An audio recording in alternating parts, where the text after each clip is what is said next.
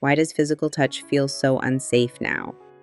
After betrayal, even the simplest touch can feel like it belongs to a stranger.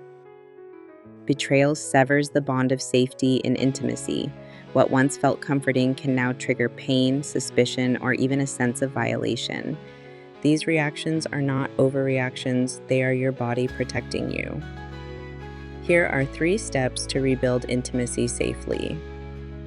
1. Start with non-sexual touch. Begin with safe, gentle contact such as holding hands, sitting close, or a simple hug. These small steps remind your body that touch can still mean comfort, not harm. 2. Communicate needs and boundaries.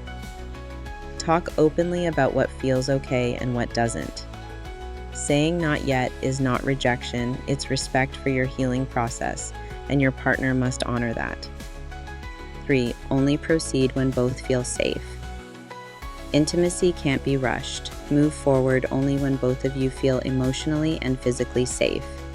Pressure destroys intimacy. Patience builds it.